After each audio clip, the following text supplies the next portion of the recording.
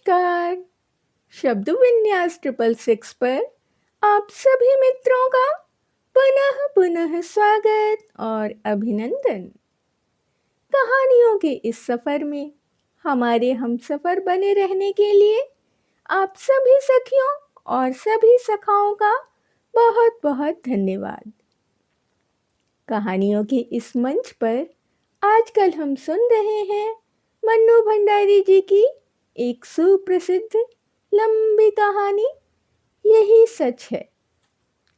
कहानी पर रजनीगंधा नाम से बनी फिल्म में नायिका का दो युवकों के प्रति प्रेम और आकर्षण का अंतर्द्वंद दिखाया गया है। कहानी डायरी फॉर्म में लिखी गई है और डायरी फॉर्म में लिखी ये मन्नू भंडारी जी की पहली और अंतिम कहानी है। कम लोगों को मालूम होगा कि बकौल मन्नू भंडारी जी कहानी की केंद्रीय पात्र जो नायिका दीपा दिखाई गई है वो वास्तविक जीवन का एक चरित्र था और वो चरित्र स्त्री चरित्र न होकर पुरुष चरित्र था। अभी तक आपने कहानी के 2 अंक सुन लिए हैं। आज हम कहानी का तीसरा और अंतिम अंक सुनेंगे। तो सुनना प्रारंभ करें। कानपुर। मन में उत्कट अभिलाषा होते हुए भी निशीथ की आवश्यक मीटिंग की बात सुनकर मैंने कह दिया था कि तुम स्टेशन मत आना। इरा आई थी पर गाड़ी पर बिठाकर ही चली गई। या कहूँ कि मैंने जबरदस्ती ही उसे भेज दिया। मैं जानती थी कि लाख मना करने पर भी निशीथ आएगा और विदा के उन अंतिम क्षणों में मैं उसके साथ अकेली ही रहना चाहती थी। मन में एक दबी सी आशा थी कि चलते समय ही शायद वह कुछ कह दे। गाड़ी चलने में जब 10 मिनट रह गए तो देखा बड़ी व्यग्रता से डिब्बों में झांकता झांकता निशीथ आ रहा था। पागल, उसे इतना तो समझना चाहिए कि उसकी प्रतीक्षा में मैं यहाँ बाहर खड़ी हूँ। मैं दौड़ के उसके पास जाती हूँ।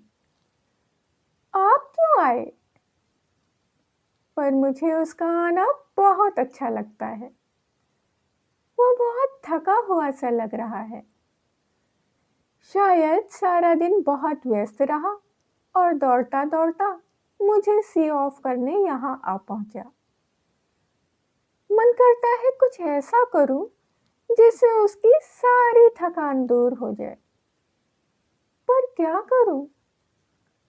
हम डिब्बे के पास आ जाते हैं। जगह अच्छी मिल गई? वह अंदर झांकते हुए पूछता है। हाँ। पानी वानी तो है? है। बिस्तर फैला लिया? मैं खींच पड़ती हूँ। वह शायद समझ जाता है, सो चुप हो जाता है। हम दोनों एक क्षण को एक दूसरे की ओर देखते हैं। मैं उसकी आंखों में विचित्र सी छायाएं देखती हूँ, मानो कुछ है जो उसके मन में घुट रहा है, उसे मथ रहा है, पर वह कह नहीं पा रहा है। वह क्यों नहीं कह देता? क्यों नहीं अपने मन की इस घुटन को हल्का कर लेता? आज भीड़ विशेष नहीं है। चारों ओर नजर डालकर वह कहता है। मैं भी एक बार चारों ओर देख लेती हूँ, पर नजर मेरी बार बार घड़ी पर ही जा रही है। जैसे जैसे समय सरक रहा है मेरा मन किसी गहरे अवसाद में डूब रहा है। मुझे कभी उस पर दया आती है तो कभी खींच। गाड़ी चलने में केवल 3 मिनट बाकी रह गए हैं। एक बार फिर हमारी नजरें मिलती हैं। ऊपर चढ़ जाओ, अब गाड़ी चलने वाली है। बड़ी असहाय सी नजर से मैं उसे देखती हूँ, मानो कह रही हूँ तुम ही चढ़ा दो। और फिर धीरे धीरे चढ़ जाती हूँ। दरवाजे पर मैं खड़ी हूँ और वह नीचे प्लेटफॉर्म पर। जाकर पहुंचने की खबर देना। जैसे ही मुझे इधर कुछ निश्चित रूप से मालूम होगा तुम्हें सूचना दूंगा। मैं कुछ बोलती नहीं, बस उसे देखती रहती हूँ। सीटी, हरी झंडी, फिर सीटी। मेरी आंखें छलछला आती हैं। गाड़ी एक हल्के झटके के साथ सरकने लगती है। वह गाड़ी के साथ कदम आगे बढ़ाता है और मेरे हाथ पर धीरे से अपना हाथ रख देता है। मेरा रोम रोम सिहर उठता है। मन करता है चिल्ला पड़ूं। मैं सब समझ गई निशीत, सब समझ गई। जो कुछ तुम इन 4 दिनों में नहीं कह पाए वह तुम्हारे इस क्षणिक स्पर्श ने कह दिया। विश्वास करो, यदि तुम मेरे हो तो मैं भी तुम्हारी हूँ, केवल तुम्हारी, एकमात्र तुम्हारी। पर मैं कुछ कह नहीं पाती, बस साथ चलते निशीत को देखती भर रहती हूँ। गाड़ी की गति पकड़ते ही वह हाथ को जरा सा दबाकर छोड़ देता है।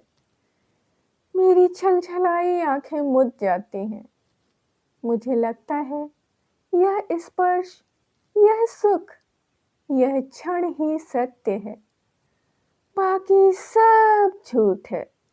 अपने को भूलने का, भरमाने का, छलने का असफल प्रयास है। आंसू भरी आंखों से मैं प्लेटफॉर्म को पीछे छूटता हुआ देखती हूँ। सारी आकृतियां धुंधली सी दिखाई देती हैं। असंख्य हिलते हुए हाथों के बीच निशीत के हाथ को, उस हाथ को जिसने मेरा हाथ पकड़ा था, ढूंढने का असफल सा प्रयास करती हूँ। गाड़ी प्लेटफॉर्म को पार कर जाती है और दूर दूर तक कलकत्ता की जगमगाती बत्तियां दिखाई देती हैं। धीरे धीरे वे सब दूर हो जाती हैं, पीछे छूटती जाती हैं। मुझे लगता है यह दैत्याकार ट्रेन मुझे मेरे घर से कहीं दूर ले जा रही है, अनदेखी, अनजानी राहों में गुमराह करने के लिए, भटकने के लिए। बोझिल मन से मैं अपने फैलाए हुए बिस्तर पर लेट जाती हूँ। आंखें बंद करते ही सबसे पहले मेरे सामने संजय का चित्र उभरता है। कानपुर जाकर मैं उसे क्या कहूंगी? इतने दिनों तक उसे छलती आई, अपने को छलती आई, पर अब नहीं। मैं उसे सारी बात समझा दूंगी। कहूंगी, संजय, जिस संबंध को टूटा हुआ जानकर मैं भूल चुकी थी, उसकी जड़ें हृदय की किन अतल गहराइयों में जमी हुई थी, इसका एहसास कलकत्ता में निशीत से मिलकर हुआ। याद आता है तुम निशीत को लेकर सदैव ही संदिग्ध रहते थे, पर तब मैं तुम्हें ईर्ष्यालु समझती थी। आज स्वीकार करती हूँ कि तुम जीते, मैं हारी। सच मानना संजय, 2.5 साल से मैं स्वयं भ्रम में थी और तुम्हें भी भ्रम में डाल रखा था। पर आज भ्रम के, छलना के सारे ही जाल छिन्न भिन्न हो गए हैं। मैं आज भी निशीत को प्यार करती हूँ और यह जानने के बाद एक दिन भी तुम्हारे साथ और छल करने का दुस्साहस कैसे करूं? आज पहली बार मैंने अपने संबंधों का विश्लेषण किया तो जैसे सब कुछ स्पष्ट हो गया, और तब मेरे सामने सब कुछ स्पष्ट हो गया तो तुमसे कुछ भी नहीं छिपाऊंगी।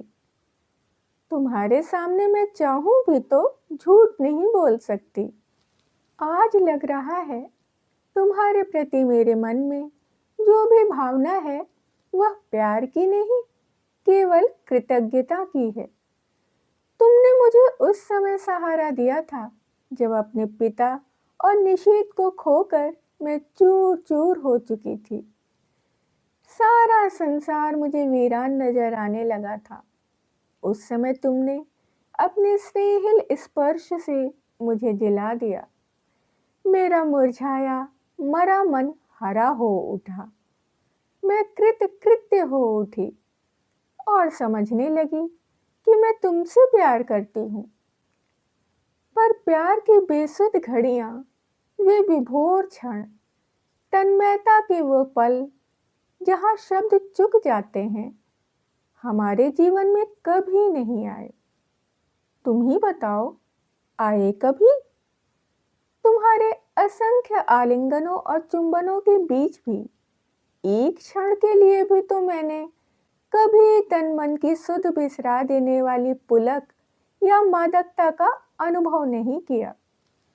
सोचती हूँ, निशीथ के चले जाने के बाद मेरे जीवन में एक विराट शून्यता आ गई थी। एक खोखलापन आ गया था। तुमने उसकी पूर्ति की। तुम पूरक थे। मैं गलती से तुम्हें प्रियतम समझ बैठी। मुझे क्षमा कर दो संजय और लौट जाओ। तुम्हें मुझ जैसी अनेक दीपाएं मिल जाएंगी जो सचमुच ही तुम्हें प्रियतम की तरह प्यार करेंगी। आज एक बात अच्छी तरह जान गई हूँ कि प्रथम प्रेम ही सच्चा प्रेम होता है। बाद में किया हुआ प्रेम तो अपने को भूलने का, भरमाने का प्रयास मात्र होता है। इसी तरह की असंख्य बातें मेरे दिमाग में आती हैं जो मैं संजय से कहूंगी, कह सकूंगी यह सब, लेकिन कहना तो होगा ही। उसके साथ अब एक दिन भी छल नहीं कर सकती। मन से किसी और की आराधना करके तन से उसकी होने का अभिनय करती रहूं? छी, नहीं जानती यही सब सोचते सोचते मुझे कब नींद आ गई। लौटकर अपना कमरा खोलती हूँ तो देखती हूँ सब कुछ ज्यों का त्यों है। सिर्फ फूलदान के रजनीगंधा मुरझा गए हैं। कुछ फूल झड़कर जमीन पर इधर उधर भी बिखर गए हैं। आगे बढ़ती हूँ तो जमीन पर पड़ा एक लिफाफा दिखाई देता है। संजय की लिखाई है। खोला तो छोटा सा पत्र था। दीपा, तुमने तो कलकत्ता जाकर कोई सूचना ही नहीं दी। मैं आज ऑफिस के काम से कटक जा रहा हूँ। 5-6 दिन में लौट आऊंगा। तब तक तुम आ ही जाओगी। जानने को उत्सुक हूँ कि कलकत्ता में क्या हुआ। तुम्हारा संजय। एक लंबा निश्वास निकल जाता है। लगता है एक बड़ा बोझ हट गया। इस अवधि में तो मैं अपने को अच्छी तरह तैयार कर लूंगी। नहा धोकर सबसे पहले मैं निशीथ को पत्र लिखती हूँ। उसकी उपस्थिति से जो हिचक मेरे होंठ बंद किए हुए थी, दूर रहकर वह अपने आप ही टूट जाती है। मैं स्पष्ट शब्दों में लिख देती हूँ कि चाहे उसने कुछ नहीं कहा, फिर भी मैं सब कुछ समझ गई हूँ। साथ ही यह भी लिख देती हूँ कि मैं उसकी उस हरकत से बहुत दुखी थी, बहुत नाराज थी। पर उसे देखते ही जैसे सारा क्रोध बह गया। इस अपनत्व में क्रोध भला टिक भी कैसे पाता? लौटी हूँ तब से न जाने कैसी रंगीनी और मादकता मेरी आंखों के आगे छाई है। एक खूबसूरत से लिफाफे में उसे बंद करके मैं स्वयं पोस्ट करने जाती हूँ। रात में सोती हूँ तो अनायास मेरी नजर सूने फूलदान पर जाती है। मैं करवट बदलकर सो जाती हूँ। कानपुर। आज निशीथ को पत्र लिखे 5वां दिन है। मैं तो कल ही उसके पत्र की राह देख रही थी। पर आज की भी दोनों डांकें निकल गईं। जाने कैसा सूना सूना अनमना अनमना लगता रहा सारा दिन। किसी भी तो काम में जी नहीं लगता। क्यों नहीं लौटती डाक से ही उत्तर दे दिया उसने। समझ में नहीं आता कैसे समय गुजारूं। मैं बाहर बैल्कनी में जाकर खड़ी हो जाती हूँ। एकाएक ख्याल आता है कि पिछले 2.5 सालों से करीब इसी समय यहीं खड़े होकर मैंने संजय की प्रतीक्षा की है। क्या आज मैं संजय की प्रतीक्षा कर रही हूँ या मैं निशीथ के पत्र की प्रतीक्षा कर रही हूँ? शायद किसी की नहीं, क्योंकि जानती हूँ कि दोनों में से कोई नहीं आएगा। फिर निरुद्देश्य सी कमरे में लौट पड़ती हूँ। शाम का समय मुझसे घर में नहीं काटा जाता। रोज ही तो संजय के साथ घूमने निकल जाया करती थी। लगता है यहीं बैठी रही तो मेरा दम ही घुट जाएगा। कमरा बंद करके मैं अपने को धकेलती सी सड़क पर ले आती हूँ। शाम का धुंधल का मन के बोझ को और भी बढ़ा देता है। कहाँ जाऊं? लगता है जैसे मेरी राहें भटक गई हैं, मंजिल खो गई है। मैं स्वयं नहीं जानती आखिर मुझे जाना कहाँ है। फिर भी निरुद्देश्य सी चलती रहती हूँ। पर आखिर कब तक यूं भटकती रहूं? हार कर लौट पड़ती हूँ। आते ही मेहता साहब की बच्ची तार का एक लिफाफा देती है। धड़कते दिल से मैं उसे खोलती हूँ। इरा का तार था। नियुक्ति हो गई, बधाई। इतनी बड़ी खुशखबरी पाकर भी जाने क्या है कि खुश नहीं हो पाते। यह खबर तो निशीथ भेजने वाला था। एकाएक ही एक विचार मन में आता है। क्या जो कुछ मैं सोच गई वह मेरा भ्रम ही था? मात्र मेरी कल्पना, मेरा अनुमान? नहीं नहीं, उस स्पर्श को मैं भ्रम कैसे मान लूं जिसने मेरे तन मन को डुबो दिया था, जिसके द्वारा उसके हृदय की एक एक परत मेरे सामने खुल गई थी। लेख पर बिताए उन मधुर क्षणों को भ्रम कैसे मान लूं जहां उसका मौन ही मुखरित होकर सब कुछ कह गया था। आत्मीयता के वे अनकहे क्षण। तो फिर उसने पत्र क्यों नहीं लिखा? क्या कल उसका पत्र आएगा? क्या आज भी उसे वही हिचक रोके हुए है? तभी सामने की घड़ी टन टन करके 9 बजाती है। मैं उसे देखती हूँ। यह संजय की लाई हुई है। लगता है जैसे यह घड़ी घंटे सुना सुना कर मुझे संजय की याद दिला रही है। फहराते ये हरे पर्दे या हरे बुक रैक, यह टेबल या फूलदान, सभी तो संजय की लाए हुए हैं। मेज पे रखा यह पेन उसने मुझे सालगिरह पर ला कर दिया था। अपनी चेतना के इन बिखरे सूत्रों को समेटकर मैं फिर पढ़ने का प्रयास करती हूँ, पर पढ़ नहीं पाती। हार कर मैं पलंग पर लेट जाती हूँ। सामने के फूलदान का सूनापन मेरे मन के सूनेपन को और अधिक बढ़ा देता है। मैं कस कर आंखें मूंद लेती हूँ। एक बार फिर मेरी आंखों के आगे लेक का स्वच्छ नीला जल उभर आता है, जिसमें छोटी छोटी लहरें उठ रही थीं। उस जल की ओर देखते हुए निशीथ की आकृति उभर कर आती है। वह लाख जल की ओर देखे, पर चेहरे पर अंकित उसके मन की हलचल को मैं आज भी इतनी दूर रहकर भी महसूस करती हूँ। कुछ ना कह पाने की मजबूरी, उसकी विवशता, उसकी घुटन आज भी मेरे सामने साकार हो उठती है। धीरे धीरे लेक के पानी का विस्तार सिमटता जाता है और एक छोटी सी राइटिंग टेबल में बदल जाता है।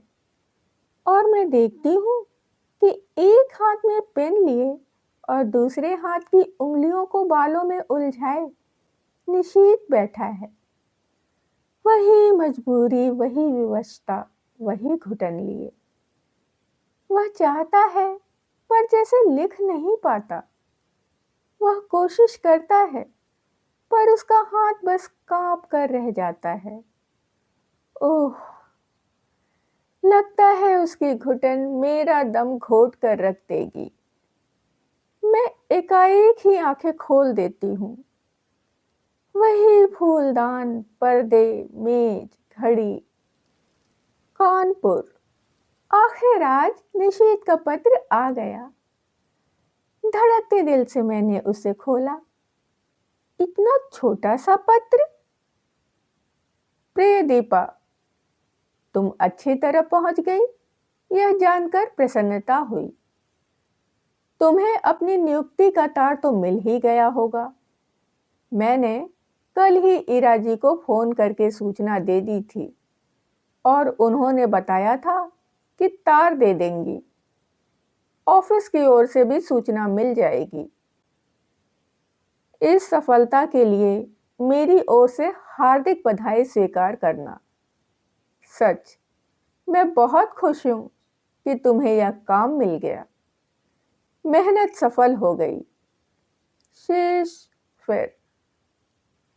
शुभेच्छु निशीथ। बस। धीरे धीरे पत्र के सारे शब्द आंखों के आगे लुप्त हो जाते हैं। रह जाता है केवल शेष फिर। तो अभी उसके पास कुछ लिखने को शेष है। क्यों नहीं लिख दिया उसने अभी? क्या लिखेगा वह? दीप। मैं मुड़कर दरवाजे की ओर देखती हूँ। रजनीगंधा के ढेर सारे फूल लिए मुस्कुराता सा संजय खड़ा है। एक क्षण मैं संज्ञा शून्य सी उसे इसी तरह देखती हूँ, मानो पहचानने की कोशिश कर रही हूँ।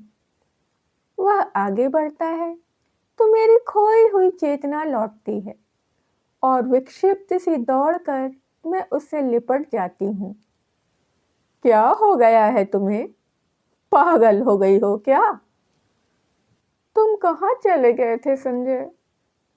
और मेरा स्वर टूट जाता है। अनायास ही आंखों से आंसू बह चलते हैं। क्या हो गया? कलकत्ता का काम नहीं मिला क्या? मारो भी गोली काम को। तुम इतनी परेशान क्यों हो रही हो उसके लिए? पर मुझसे कुछ नहीं बोला जाता। बस मेरी बाहों की जकड़ कसती जाती है, कसती जाती है। रजनीगंधा की महक धीरे धीरे मेरे तन मन पर छा जाती है। तभी मैं अपने भाल पर संजय के अधरों का स्पर्श महसूस करती हूँ और मुझे लगता है यह स्पर्श, यह सुख, यह क्षण ही सत्य है।